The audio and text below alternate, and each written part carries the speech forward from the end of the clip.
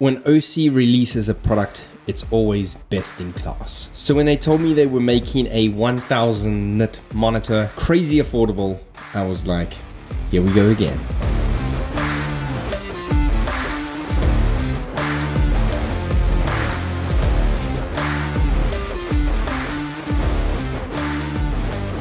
Welcome back to the channel. Now this is the Osee Lilmon. Osee decided to bring this monitor into the market and absolutely destroy the competition. Right now, for $189, you cannot get better than this. 5.5-inch display with 1000 nits brightness. Now yes, when compared to something like the Osee T7 that pushes 3000 nits, this isn't playing in the same field whatsoever. But Osee literally says on the box that it's an entry-level on-camera monitor. And at entry-level, it is packed with features. In the box, it comes with extra rubbers for the tilt arm, which actually works really well.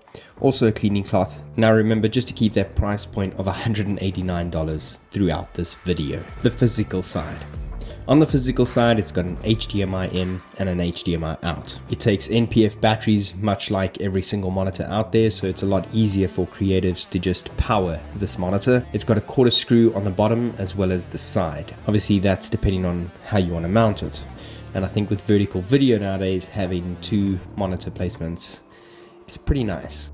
It does come with a swivel arm, and that is included in that price point of $189, and the swivel arm actually works pretty decent. It has a headphone jack, DC in, SD card slot for LUT updates as well as firmware updates. It has an RS-232 port, and wait, it has a battery out port. Yes, at $189, it has a battery out port, which is 5 to 8.4 volts. So if you have a large NPF battery on here, you could actually have a dummy battery or just power your camera from the Osee Lilmon. I mean, at $189 at 1000 nits, most competitors in this price range are pushing 450 to 600 nits, which barely becomes viewable in daylight at all. Now for a 5.5-inch monitor that's affordable, it has really small bezels. Now the reason I mention it that way is just due to the fact that most monitors, when they become cheaper, have larger bezels for some strange reason. Here it is alongside the DesView 2800 nit monitor, which is far more expensive. As you can see, the DesView has a much...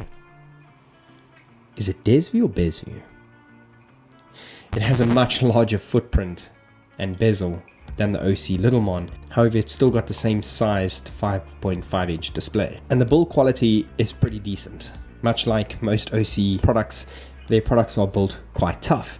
So that's not where Osee cut corners to make it $189. It has a touchscreen display with a resolution of 1920 by 1080. So at 5.5-inch, that leaves the PPI at 400, which is pretty decent. The contrast ratio is 1000:1, and it has a viewing angle of 178 degrees as well as 178 degrees. Now, I've used monitors in the past that as soon as they tilt a little bit, you actually lose a lot of contrast in the picture, and that creates you to not know where your exposure is. I've actually exposed video wrong just based on the fact that the monitor was showing me not what it actually is. With all of that, it weighs in at a mere 212 grams without the battery attached, of course. The software side. Now this is where the gap to every other entry-level monitor actually gets even bigger. Osee has spent a lot of time working on their new, what they're calling Mon OS. This is the touchscreen software that is in the monitor. If you didn't know, most Osee monitors before this weren't touchscreen. Now to be blunt, I've never liked touchscreen monitors. I've said this before when I reviewed the Osee T7, so it was quite interesting to test this out. I think the reason for that is I've used other field monitors before and I've never liked the interface that they offer. Even though it's touchscreen, it actually became more confusing and painful to use. However, with the new Mon OS, it's actually insanely simple. And the other difference is it's fast. It's very responsive when you touch the screen. And if you're like me and you sometimes touch a screen, but you've got it on a display that you like, you've got your settings set up, one tap of the power button and it locks the touchscreen so you don't accidentally touch it. Okay, so more on the Mon OS features. This monitor does take a 4K HDMI in. Basically what that means is if your camera is set to 4K HDMI out, it can go straight into here. Even though it's a 1920 by 1080 monitor, it will be able to accept that feed from your camera without having to change all those settings. Now, if you're a bit of a field monitor freak, listen to this. There's a ton of aspect ratios on this monitor, including 9:16, which is for modern day vertical video, so TikTok, Instagram, Reels. It has safe frames, center markers, crosshatch, and even anamorphic. At $189, it's got anamorphic squeeze on this. And it's not just one anamorphic, 1.33, 1.4, 1.5, 1.6, 1.8, 1.9, and 2 times with magnification. Seriously. On top of that, you've got false color, zebra, waveforms, histograms, vector scopes, and most of these that I just mentioned, you can adjust their location on the screen as well as their opacity. Honestly, there's even more when it comes to lights. You can upload obviously your own lights with the SD card, and adding tools to the screen and customizing the screen is insanely simple. This is probably the biggest issue that I had with most touchscreen monitors, where it always became quite cumbersome when you were adding things. And not just that, but at $189, you can add 8 of your own custom screens.